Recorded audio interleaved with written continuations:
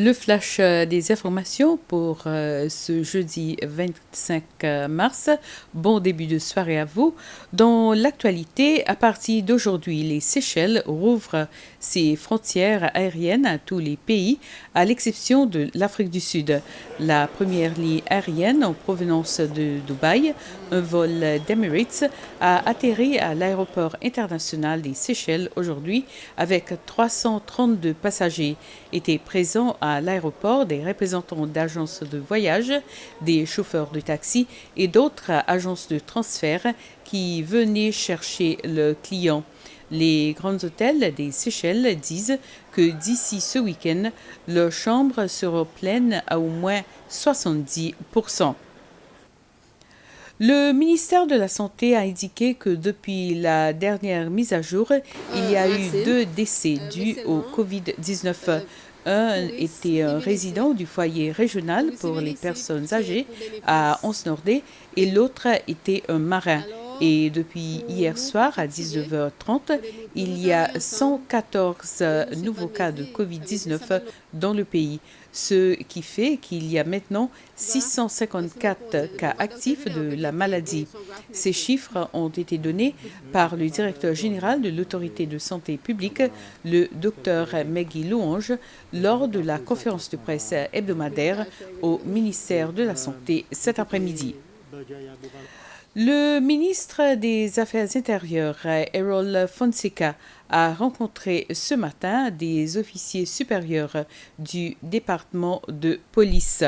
L'objectif principal de la réunion était de discuter des visions de ce département. L'objectif principal de la réunion était de discuter des visions de ce département. Il s'agit de la première rencontre entre le ministre Fonseca et des membres de la police. Le ministre Fonseca a déclaré qu'il souhaite que la police retrouve le respect qu'elle mérite, que la police ouvre un niveau de service plus élevé afin de vraiment protéger la population, avoir une approche plus efficace lors de la collecte de preuves apportées devant les tribunaux et aussi lutter contre la corruption. Dans cette ligne, le ministre Fonseca a annoncé que bientôt la police mettra en place un programme volontaire permettant aux policiers de certains grades de déclarer leurs avoirs, ainsi que l'introduction d'un système de polygraphe pour les officiers de certains grades. Le polygraphe ou détecteur de mensonges est un ensemble d'appareils qui mesure les réactions psychophysiologiques d'un individu lorsqu'il est interrogé afin de déterminer s'il dit la vérité ou s'il ment.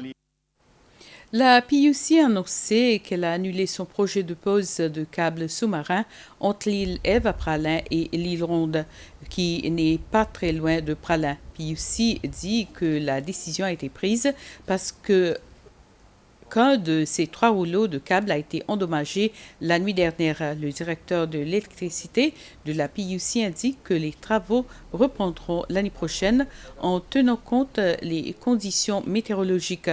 Les travaux pour poser les câbles sous-marins entre les îles Ève et l'île Ronde avaient débuté en 2006. L'Assemblée nationale a aujourd'hui approuvé les budgets du bureau du maire de Victoria et le département de la culture. Pour le bureau du maire de Victoria, il s'agit d'un budget de 6,3 millions de roupies. Les débats ont porté sur plusieurs aspects du travail du bureau du maire. Des débats, entre autres, sur la propreté de la ville et des mesures pour rendre Victoria plus dynamique maintenant que les touristes sont en train de revenir aux Seychelles. Répondant aux questions des députés concernant ce sujet, le maire de Victoria, David André, a déclaré que pendant son mandat, il a pu créer des partenariats avec des personnes clés concernant cette question, des personnels tels que des artistes, des artisans et des commerçants. L'Assemblée nationale a également approuvé le budget de 57,8 millions de roupies pour le département de la culture. Dès le début, le maire de Victoria, David André, a informé l'Assemblée nationale de la nouvelle structure sous laquelle le département relèvera. M. André a noté que la culture avait été incluse dans divers ministères dans le passé. Selon lui, il n'y avait pas de continuité et que la culture était souvent utilisée comme un outil politique. L'idée est maintenant de transformer le département de la culture en une institution d'État sans politique partisane. C'est la fin de ce flash d'information. On se retrouve à 19h pour notre édition en anglais. Prenez soin de vous.